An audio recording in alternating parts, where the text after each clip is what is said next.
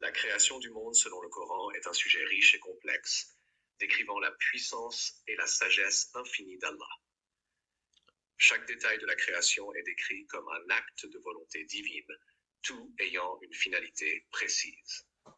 Les récits coraniques décrivent les différentes étapes de la création des cieux, de la terre, des êtres vivants et des humains.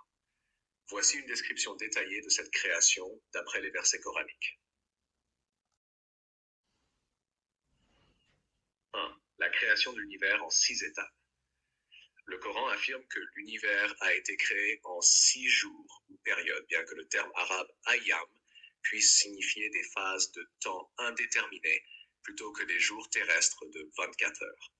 Allah est celui qui a créé les cieux et la terre et ce qui est entre eux en 6 jours, puis il s'est établi sur le trône.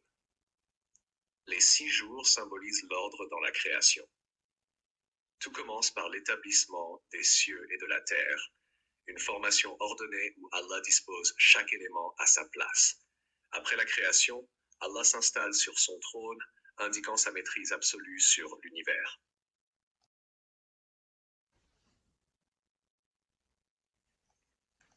L'extension des cieux et la création des étoiles. Le Coran insiste sur l'importance des cieux et leur expansion constante. Allah a non seulement créé les cieux, mais il les étente continuellement, indiquant peut-être un processus en cours.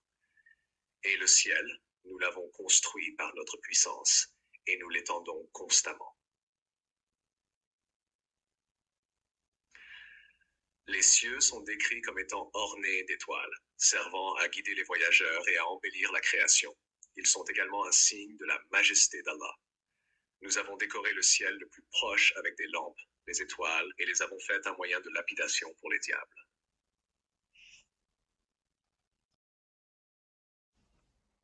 La création de la terre et son aménagement. Le Coran décrit comment Allah a créé la terre et a façonné ses reliefs, les montagnes et les mers. Il a préparé la terre pour qu'elle soit habitable et pleine de ressources pour l'homme. C'est lui qui vous a assigné la terre comme berceau et vous a tracé des sentiers dessus, afin que vous vous guidiez. Et nous avons placé dans la terre des montagnes fermes pour éviter qu'elles ne tremblent trop avec eux, et nous y avons aménagé des voies larges, afin qu'ils se guident. Les montagnes servent de piquet pour stabiliser la terre. Cette image est souvent interprétée qu'une métaphore de la stabilité géologique, assurant un environnement pour la vie humaine.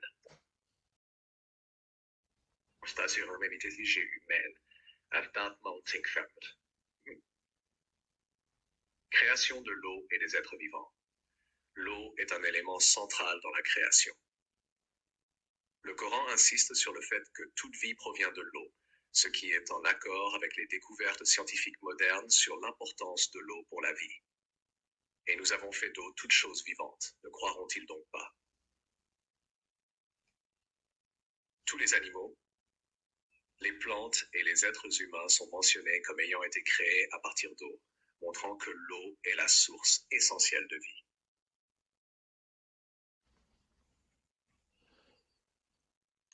5. Création des êtres humains. Adam et sa descendance. La création d'Adam, paix sur lui, est un moment central dans le récit coranique de la création. Allah a façonné Adam à partir d'argile, lui insufflant ensuite une âme, le faisant ainsi fi devenir le premier être humain. Il a commencé la création de l'homme à partir d'argile, puis il a fait sa descendance d'une goutte d'eau vile, puis il lui donna sa forme parfaite et insuffla en lui de son esprit. Sourate As-Sajda 32:7-9. Le Coran raconte comment Allah a ordonné aux anges de se prosterner devant Adam en signe de respect pour la nouvelle créature, mais Iblis Satan a refusé par orgueil, ce qui a conduit à sa rébellion. Et lorsque nous avons dit aux anges, prosternez-vous devant Adam, ils se prosternèrent, excepté Iblis. Il dit, me prosternerai-je devant quelqu'un que tu as créé d'argile?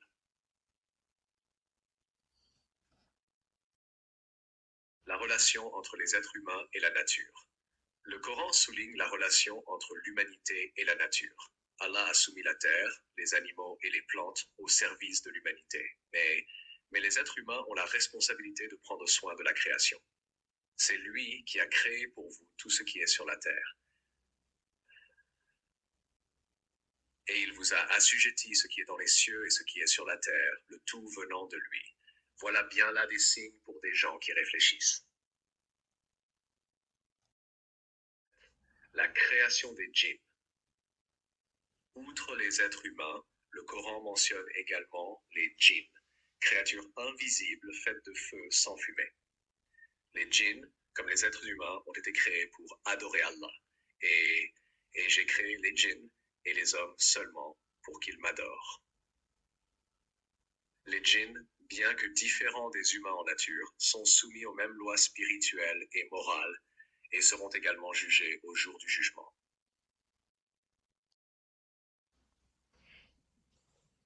8. La fin du monde et la résurrection. Le Coran conclut la création par un cycle cosmique où le monde sera détruit et reconstruit lors du jour du jugement. À ce moment-là, tout ce qui existe sera réduit à néant, puis Allah ressuscitera les morts pour les juger. Le jour où nous plierons le ciel comme on plie le rouleau des livres. Tout comme nous avons commencé la première création, ainsi nous la répéterons.